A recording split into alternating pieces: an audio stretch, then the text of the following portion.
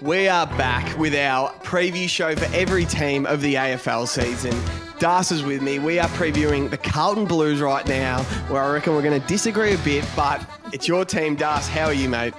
I'm very good. I cannot wait to do this one. Put a lot of thought into it, gone through, had a look at the schedule, and Jev, we're getting closer and closer each week. I think we're only 6 weeks out, 6.5 weeks out, so I cannot wait to get into it. As we said, we've got the same list of questions as we did for the Adelaide and Brisbane one, so we're going to keep rolling through them. So pretty much the wrap-up from last year, Jev, the Blues finished 5th on the ladder, finishing 13 wins, 9 losses, and a draw. So our first question coming into today, Jev, competition A graders. Who would you say are the Blues A graders if they have any? I think we're going to agree on this one. I reckon the Blues have 4 competition A graders. They got Sam Walsh, Pat Cripps, Jacob Wiedering, Charlie Curnow. I think it's nearly undebatable. Jacob Wiedering's probably the best in the competition at his position, and then he's even further dominant where he nearly dictates like game results. Charlie Curnow's the back-to-back Coleman medal. Cripps is a Brownlow medalist. And Walsh, it's a sort of mix of if we've seen the best of him, but when we do, he's just dominant. I'll let you talk more about it. 100%. So, Jev, pretty much hit the nail on the head. Charlie Curnow with a back-to-back column, but some really big things, especially last year, averaging 3.1 goals a game, which is a lot, which is what you want. 5.2 shots on goal, 7.6 score involvements, and just under 7 marks a game, which is huge. So you know he can actually go up and get it, and he doesn't have to get out the back. Obviously, we know what Sam Walsh did, Jev, as you said, the reigning Gary Ayres medalist. He had an unbelievable final series, 29 touches against the Swans, a 34-2 game against the Demons, and then 33 against Brisbane with 14 contested possessions. Can still go in, but he's a lot better on the outside. And Cripps, as we know, he's been huge for us the last few years. He's an absolute battering ram. He's still disposed. You wouldn't think that he does get a lot of it, but he still averages 25.3, which is elite in the league. 14.6 of those are contested, Jev, which is also elite. And then he's averaging 7 clearances a game. So when you're putting those guys into their own little categories, Sam Walsh is definitely a little bit more outside. What Curnow can give you up forward. Wiedering, obviously, Jev is that lockdown back. But then obviously, you got Paddy Cripps, head over the onion, get in there, the furnace. But I would agree those are our top 4 A graders in the side, Jev. Yeah, love it.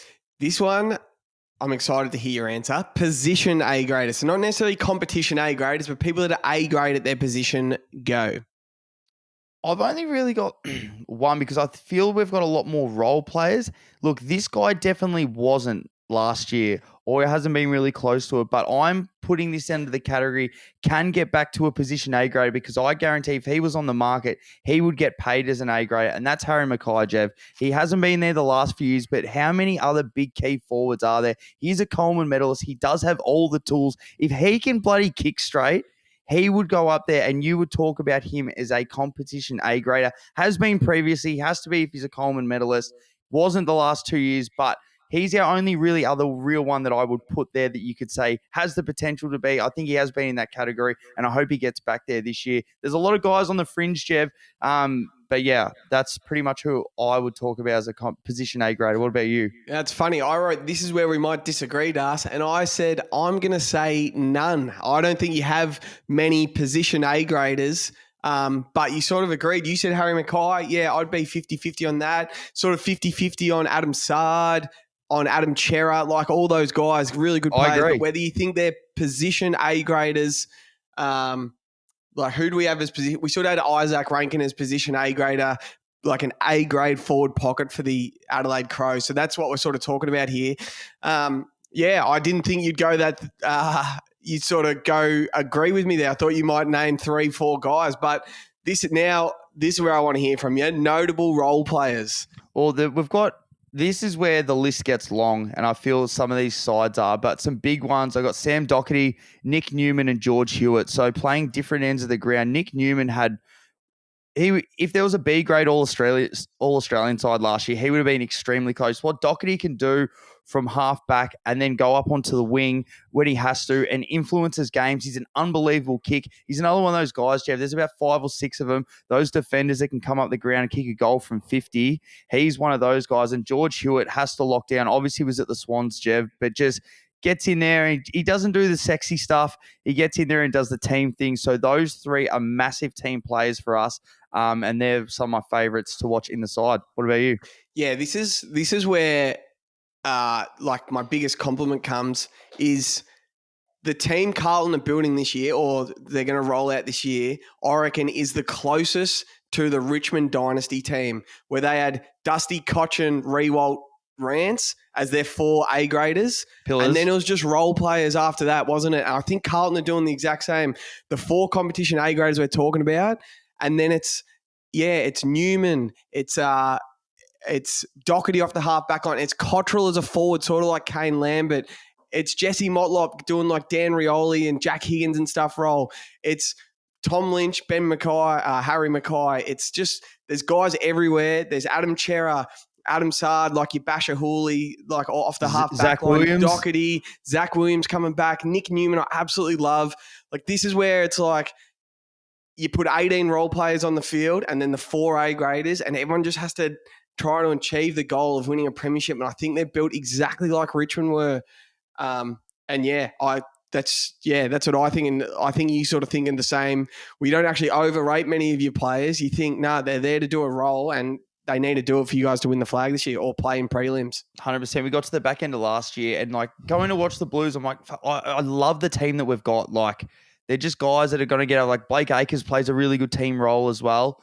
Our next one, Jev, this is depth. So it's sort of a bit of a question mark question, as in like you can answer this however you like. The Blues depth, how have you looked into that? Well, I'm going to say, I like their midfield depth, and they've got good players playing in the 2, good midfielders that play in the 2s every week, don't they? Like, like Matt Kennedy doesn't get a game. He's a good midfielder. But if you got Cripps and Walsh and you got Chera and maybe one coming, like who's your next favourite? And then they play 2s. They don't just put them on a flank or anything. They leave the flanks for Cottrell and Motlop and actual forwards and role players sort of thing. So I like the way they play. If your position's half back, you're competing with Sard and Doherty. And if you're not in the side, you go play 2s. If Doherty gets injured, you're first in and you play half back. That's what I think of the Blues. What do you think, Das? Yeah, no, I agree with that. And especially it's like weird. Like we had the chance of like, it'll be interesting to see how Paddy Dow plays for the Saints this year. Like he would dominate the 2 and he just like, I thought he was almost thereabouts come finals, but we just didn't have a real spot for him. Brought in Elijah Hollins as well that wants to play more midfield time from the Suns, but he might have to go to a half forward and then he's trying to rotate with that Cottrell almost sort of setup. But my biggest thing with depth, Jev, without Wiedering, who's going to step up for us in the first half of the year? So we've got Louis Young, we've got McGovern and Brody Kemp. Can those boys, so we're still pretty lucky. Like a lot of teams, if they lose a big key back, how many more players they have? So they're 3 real tools. We obviously dropped Brody Kemp for that last final against Brisbane, which I thought he was a bit stiff. I thought he played really well against Melbourne and Sydney. But those 3 guys, which one is going to be the one that actually takes the reins? Or is there someone that is going to put their hand up? Is that number 1 back and then the other 2s can play those 2 IC, 3 IC? But as far as that depth goes, because Wiedering's so big for us, so I'm just intrigued, is that part of the depth? Who's going to put their hand up as the leadership role in the back line? We got young guns here. I'm going to leave this one all to you. I don't really know the Blues young guns. I think you've got like that sort of list ready to go, so I'll leave young guns to you. Yeah, well, there's not too. We had Elijah and Ollie Hollins. They're still the 2 real young ones that have come in. We've got Ashton Moyer. This kid, Jev. Obviously, we've got Silvani that's just gone down. This kid is the one that it's just like if you're going to come back in.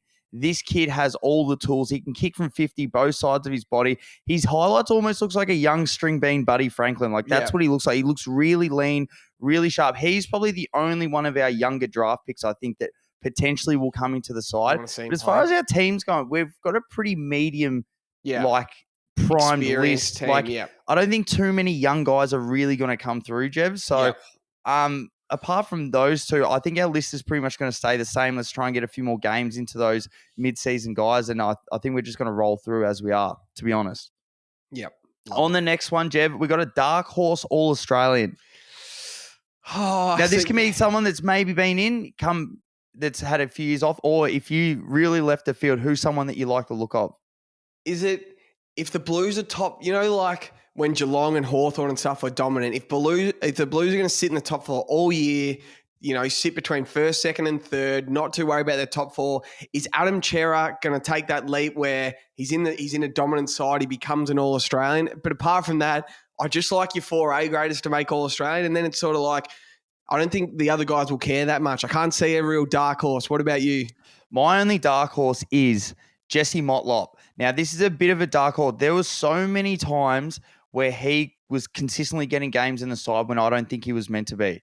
And all the news was, and on all the Blues chats are like, nah, they rate this kid so highly. Flash in the pan. He's had a few games, Jev, where he's kicked 3 or 4 goals out of nowhere. If he can get his pressuring up, I know he's a little bit undersized, but they reckon he can turn into like a Cozzy Pickett type. He just needs to get a little bit more inside, a little bit more pressure, get to the feet, a few more crumbing goals. Like, how many more? Like, there will not be almost a better side for you to crumb for. Yep. Unless if Charlie and Harry are duking everything. Duke everything. You know the ball's going to them, and then you get the crumbs underneath. So if he can kick 45 to 50 goals, Jev, and get on the back of maybe a few Joe Lagooses out the back, definitely not as polished as a Charlie Cameron or a Cozzy Pickett, but if you can add a little bit more pressure, a little bit more flair, hopefully he's come back over the break a bit fitter. That is definitely a dark horse. But yeah, as I said, I wouldn't be betting on it. Would Matt always give him a Joe the Goose Star, so would always just kick it himself? No way. For anyone that doesn't know, Matt always is the biggest little selfish cunt of all time. I love it. He'll mark it from 40 out, pretend to have a look, turn the back. But He's he goes got back and Charlie slots him. by himself, top of the square. He just goes, I got a Chaz. But he goes back and slots him, Jev, which is what we love. Yeah. Now, Next question, coach captain. It's just coach captain, leave it to you. Go for it. The biggest thing, I don't think that there could ever be a better fit for a captain partnership than Voss and Cripps. Look, there'd be a lot of huge confidence within the group having a head coach that's done it all. He's been to 4 premierships in a row as a player. He's been thereabouts, and you just feel that Vossi, he's been grooming Cripps into this sort of captain. There's been a lot of adversity, but within the playing group, you're not just getting someone that never played football telling you to do something. He's only telling the players to do what he would expect from himself. Yep. Not from himself, but to be around those groups when you had all those guns for years, you know what the standard should look like within a football club. And I think that that's what he's trying to get at the Blues.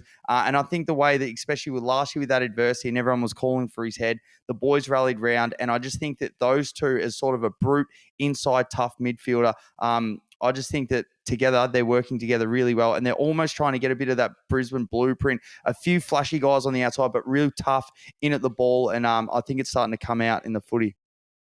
Yeah, coach captain for me. So it's a bit of a funny one. It's like before, what round was it last year? You were in serious trouble. You're basically bottom 4. It was 3-9. 3-9.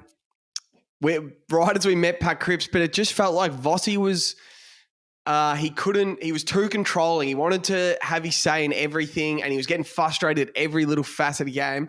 Then we met Pat Cripps at the Crown Casino, and he said everything's going to be all right. And it felt like that weekend over their bye weekend, it's like they chucked a slab in the middle and just spoke it out. Vossi was there. Cripps was there. They said they went camping at someone's farm. The Curnow brothers shared a tent. They topped and tailed in a swag, apparently. And then... it just changed, and it's like Vossi calmed down, and it's like, just do what you can do out there. Cripps, you be the captain. Charlie, you be the full forward. All this stuff, and they just got it sorted, and they just learned to play winning football. And now, going in the off season, you saw they had a good meeting with Tom Brady. They've had a chat with Tom Brady. I feel like they're all on the same page at Carlton. They're ready to win. How far they go, but I love it's like it was one of the biggest mid-season changes I've ever seen. Vossi was gone. Remember, everyone was calling SEN fire Vossi now. Yeah. Just get it done. Get the new coach now. And now it's like, nah, he's taken us to the premiership. So I'm bloody happy for him. They did a good job there. So am I. That was one of the best rides as a fan, that back half of the year. So our next one, Jev. So strength of schedule. So going off the rankings from last year, so if you're number 1, you are ranked the easiest. So schedule 18th would be ranked the hardest. The Blues have been given the 11th hardest draw.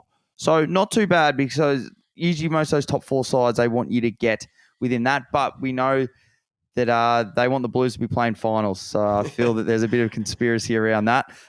Notable home games. Did you ever look at this? Having a bit of a look now. I'm looking through your schedule, and I'm looking. So you've got GWS at home, which is a win. You obviously play Collingwood at the G. It's who you play. You got the Gold Coast Suns again. Yeah, they've just got a good schedule, don't they? I'm just looking through it.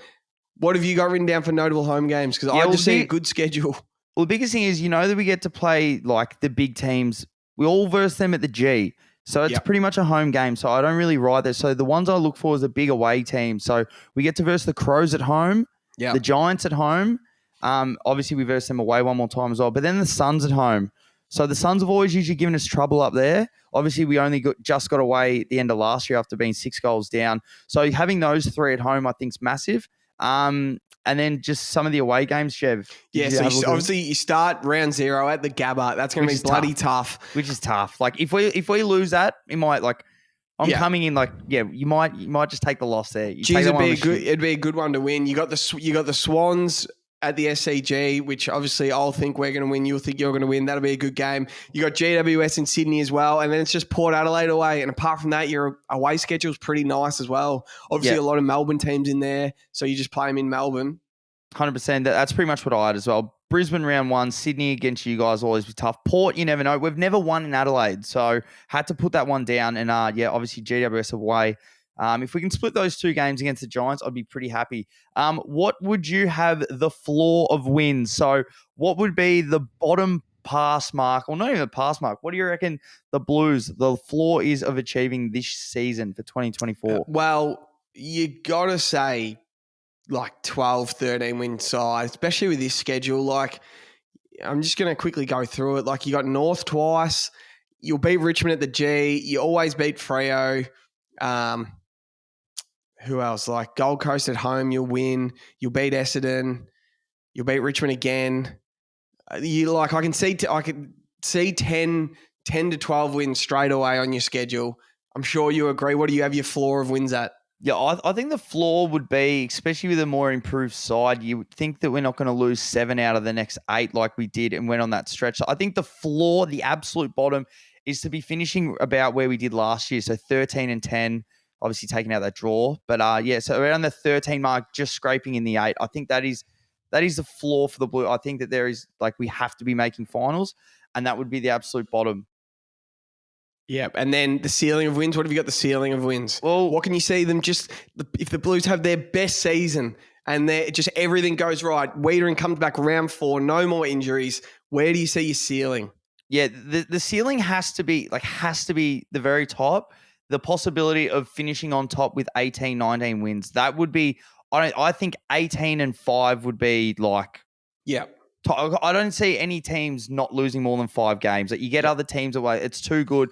I think the absolute ceiling would be finishing as a top 2 side with about 17 to 18 wins.